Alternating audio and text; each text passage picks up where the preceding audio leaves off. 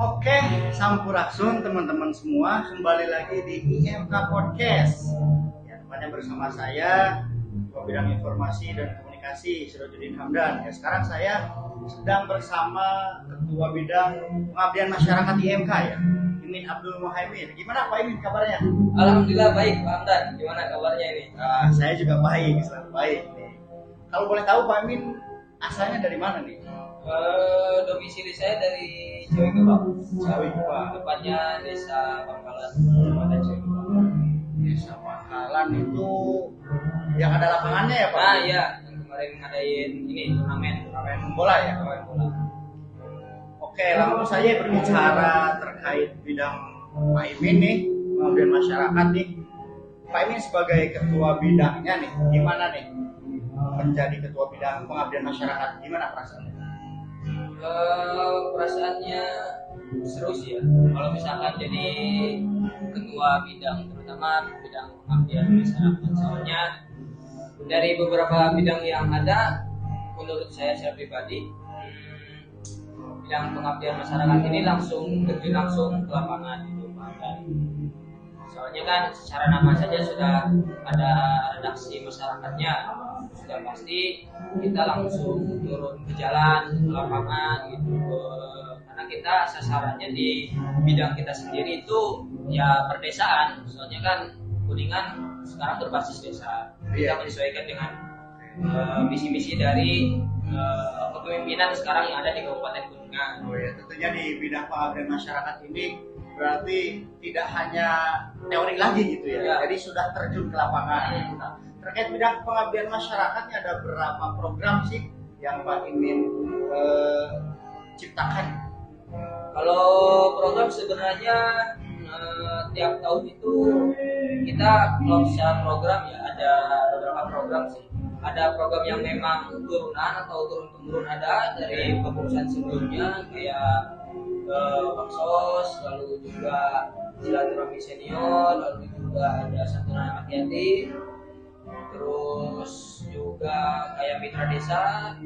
Tapi kita sekarang mengadakan atau ada program baru nih di bidang PM. Apa tuh Pak? Ada namanya IMK Menggaya sama IMK Berbagi. Nah, ini dua program ini memang belum ada di kepengurusan sebelumnya, tapi di kepengurusan sekarang, di kepengurusan Ketua Umum Arifatul Aziz, kebetulan kita adakan. Nah, oleh dua program tersebut. Oke. Nah, tadi ada dua program terbaru ya. Kalau boleh nih dijelaskan secara singkat nih Pak, buat teman-teman nih biar tahu nih Pak. Silakan Pak. Kalau misalkan program yang lain mungkin teman-teman IMK semua sudah tahu ya. Apalagi tentang baksos sudah familiar. Paling juga mengenai IMK Menggaya sih. IMK Menggaya itu.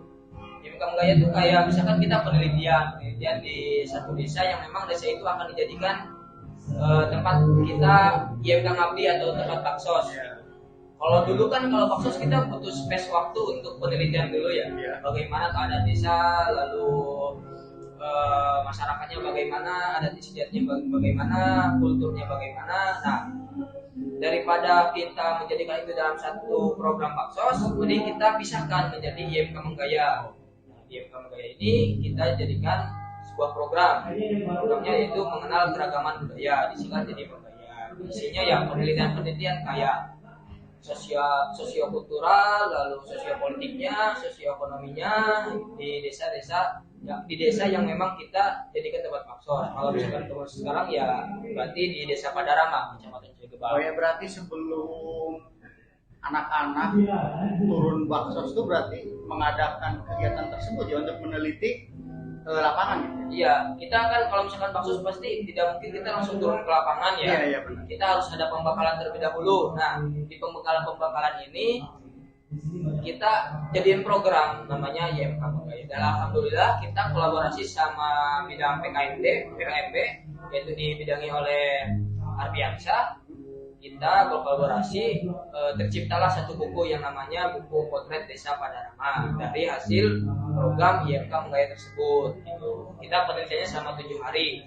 7 hari berturut-turut dari pagi sampai sore hari. Malamnya kita ada evaluasi, pembekalan untuk selanjutnya dan briefing seperti itu.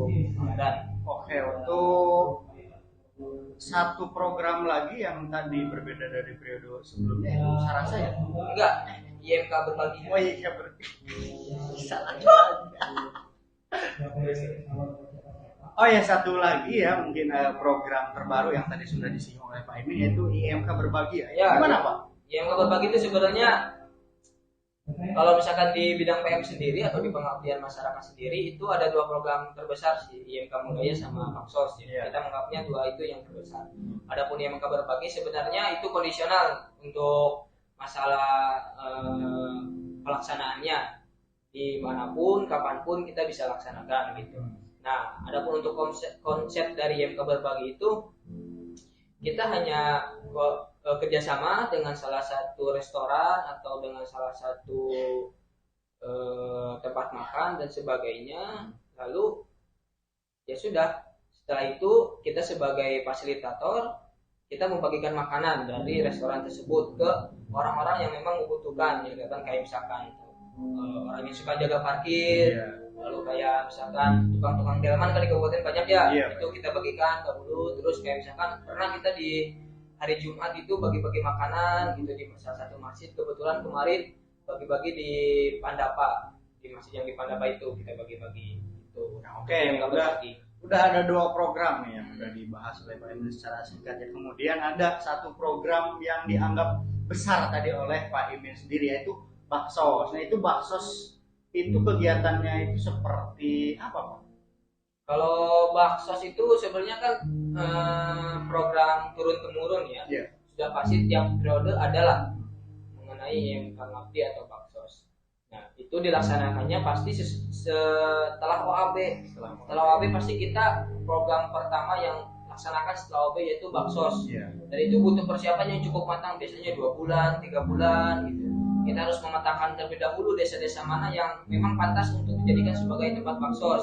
Nah kebetulan kita mengacunya kemarin ke Desa Padarama. Kenapa ke Desa Padarama? Dikarenakan di periode sebelumnya itu Desa Padarama termasuk salah satu desa yang dibaksoskan, cuman tidak terlalu intens. Nah karena memang ada hubungan emosional antara IMK dan pemerintahan desanya, kita lanjutkan kembali di periode sekarang di Desa Padarama, Kecamatan Cirebon. Adapun secara konsep sebenarnya banyak ya konten-konten yang kita laksanakan, apalagi berbicara kayak kemasyarakatan, humanisme, lalu peduli tentang sosial, lingkungan juga, lalu tentang ekonomi juga. Nah di Baksos kemarin kebetulan kita fokusnya ke ekonomi. Kenapa ada ini ekonomi? Kita tidak hanya sebatas pilih saja nih ekonomi, tapi kita juga diskusi terlebih dahulu dengan para kabit dan para anggota, dan betul juga para BPH. Lalu kita juga meminta saran dari pemerintahan desa, kira-kira Baksos sekarang mau dibawa kemana nih? Apakah ke ekonomi kah, sosial kah, lingkungan kah? Dan ternyata rekomendasi dari pemerintahan desa Padarama memintanya di ekonomi, karena di situ belum ada yang namanya UMKM. Nah, makanya kita fokus ke sana. Tapi di Baksos dengan yang 10 hari ini tidak hanya UMKM saja program-programnya, banyak juga kayak misalkan penanaman pohon ada, karena di sana kan di ini ya termasuk di dataran tinggi sering longsor lah gitu ya. Kalau misalkan musim hujan, makanya kita ada penanaman pohon. Lalu juga ada di sana juga banyak janda-janda ya, kita pembagian sembako dan sebagainya. Lalu Desa Padarama termasuk dalam kategori desa termiskin ekstrim itu menurut data yang ada, makanya kita Baksos di sana. Ada pembagian sembako, lalu ada juga lomba-lomba dengan anak-anak. Kita juga ada IMK mengajar juga, kolaborasi dengan PKMP di salah satu sekolah dasar di Desa Padarama. Kita juga ngadain TBM, Taman Baca Masyarakat, yang dilakukan setiap hari, setiap sore. Lalu donor darah dan sebagainya. Pokoknya kita laksanakan pada 10 hari itu. Cukup banyak sekali di program-program yang ada di bakti sosial ya. IMK Ngabdi itu dilaksanakan selama 10 hari. Kemudian yang terlibat atau pelaksana dari kegiatan IMK Ngabdi itu apakah dari anggota bidang pengabdian masyarakatnya atau memang dari seluruh kader IMK Pak? Kalau itu pasti semuanya seluruh kader IMK ya. Soalnya kita punya tujuan nih, kenapa Baksos itu jadikan program terbesar ya di IMK, salah satunya ya, salah satu program terbesar di IMK. Kenapa? Karena menurut saya kan kalau mahasiswa punya tridharma perguruan tinggi ya, salah satunya pengabdian gitu, salah satu pengabdian. Nah, dalam rangka untuk menerapkan atau mengimplementasikan dari tridharma perguruan tinggi tersebut, kita adain lah IMK itu adain Baksos. Kalau misalkan secara perguruan tinggi mungkin ada KKN ya. Tapi menurut saya secara pribadi lebih optimal Baksos daripada KKN ya, saya pribadi ya. Makanya kita ngadain Baksos. Adapun untuk pesertanya itu semua seluruh kader yang ingin mengikuti Baksos silakan. Karena kita ingin menanamkan rasa peduli terhadap masyarakat, karena mahasiswa berasal dari desa atau dari rakyat dan akan kembali lagi ke desa ya. Gitu, seperti itu Pak. Ya berarti sesuai dengan nama bidangnya nih, pengabdian masyarakat. Berarti IMK sendiri meskipun bukan dari bidang pengabdian masyarakat juga harus tetap kembali ke tempat asal. Nah, dan dari semua program yang sudah dilaksanakan nih Pak, ada nggak sih Pak yang bakal disampaikan terkait pencapaian dari bidang pengabdian masyarakat? Terkait pencapaian dari bidang pengabdian masyarakat? Iya, dari seluruh program. Kita alhamdulillah sih ya di pengurusan sekarang ya. Ada dua hal sih yang menurut saya paling berharga lah, terutama di bidang PM lah ya, pengabdian masyarakat, yakni kita sudah menciptakan buku ya yang tadi di IMK Menggaya. Alhamdulillah sudah dibagikan juga ke pemerintahan daerah Kabupaten Kuningan buku tersebut. Tinggal nanti mungkin di follow up atau di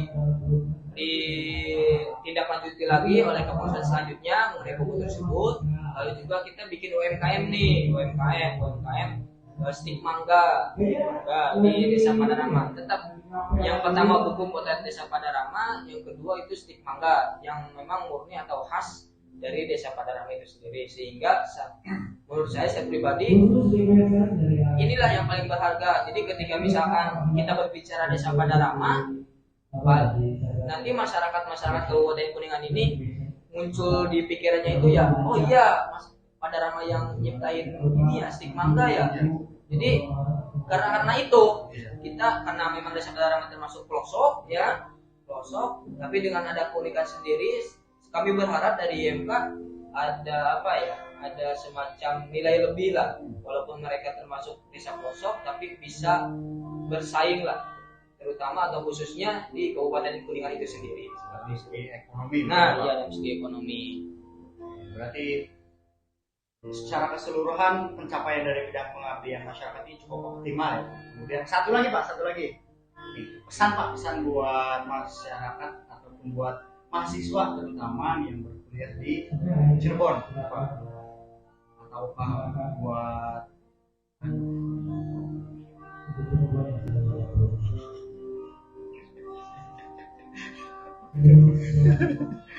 satu lagi nih Pak, pesan ataupun kesan dari Pak Imin sebagai Ketua Bidang Pengabdian Masyarakat untuk kader-kader IMK gimana?